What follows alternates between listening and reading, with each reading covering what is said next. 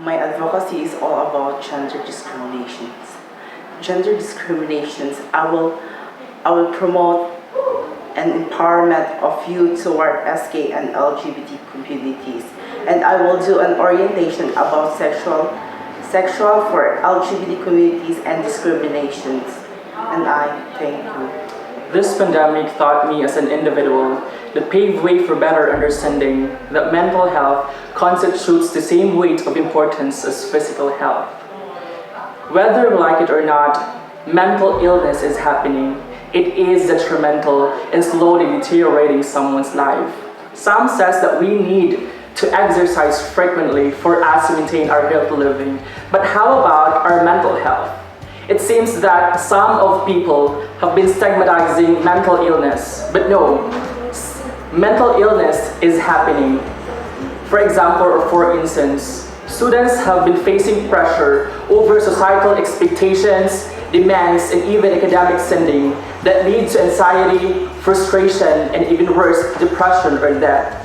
That is why I am advocating for mental health. I am advocating for mental health to those people who feel the same way, that I would like to address to you that you are not alone. To see the goodness of life, whether how worse the circumstance is, choose to live and choose to fight. And to those people or audience who listen to me now, help them, render sufficient time, effort, and empathy. Do not stigmatize them. And I would like to end this advocacy that be the reason of smile and be the person who smiles. Thank you. My advocacy about mental health. We all know how difficult life is, especially now that we are still under this pandemic. I want to raise an advocacy that will listen to people suffering from stress caused by the fear from this illness, isolation, and limitation from coming from the quarantine all over our nation. For all the victims from stress, remember that you should make time to unwind, spend time with your family, and spoil yourself. That will make you feel happy. Thank you. COVID-19 stopped the world. It stopped our economic, financial, and social life. These circumstances leads to various problems, and this problem leads to suicide. Depression is one of the most alarming problems in our society. It is because it ends to suicide. As a candidate, I know I'm not just the face of our society, but I am here carrying hope and as a symbol of light. As of the moment, I want to use my strength to make an impact and to enlighten the mind of every people that suicide is not a solution to any problem. So I am here bringing with my advocacy, which is a mental health awareness. Let us always remember that mental health is not a process, it is a destination. It's all about how we drive, not where we're going. Thank you. Educate people that always deserve respect. And you should respect the people, not just per word, but always action.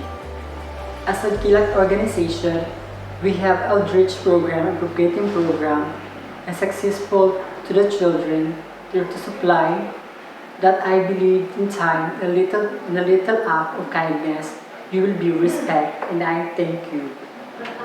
This pandemic ruined everything in terms of work and job opportunities, especially the education of the youth. And under the survey of the UNESCO, over 1 billion students affected globally. And I think this is not the reason why we should stop our studying. It is because of this pandemic. Because I do believe a person with education, they can dream dreams come true. And a person without education is like a building with no foundation. Thank you. When I realized that I belong in this community, I considered myself as a unique individual.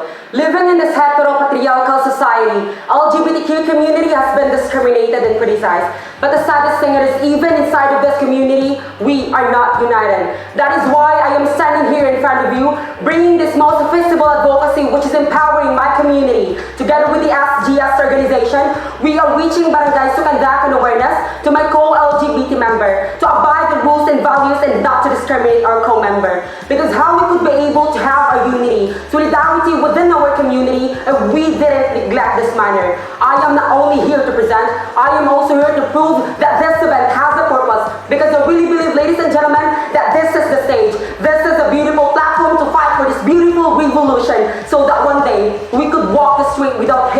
shame, or terror. Because they're really inspired in this Latin word saying, hagas loke, hagas porsoy. Siempre espriti yumaga. It just simply means that what you do today should always be a mirror and a reflection for tomorrow. That is why I will hold this advocacy like a torch so that every single individual could see and feel its light. Full stop. I will take a stand to firmly support and advocate SOGI Equality Bill. Its purpose is to prevent various economic discrimination against people based on their sexual orientation, gender identity, or expression. I will be an ally who serves equality and security for the LGBTQIA+ community. I aim to persuade people to support this bill because I strongly believe that people's words are powerful. We should be careful and be sensitive to what we say. As allies, we should stand up alongside the LGBTQIA+ community in the fight for their basic rights. As allies, we should listen, understand, accept, and help me break that barrier. We might have different colors like a rainbow has, but I do believe that there's nothing wrong with us, only the world we live in. Thank you. We all know that our country is the third developing country. As a spokesperson, my advocacy is a free education to all, especially the children of Barangay Cambanagoy. Because I believe what Jose Rizal once said, ang kabataan ay pag-asa ng bayan. Ladies and gentlemen, education is the most powerful tools can change our society and make a better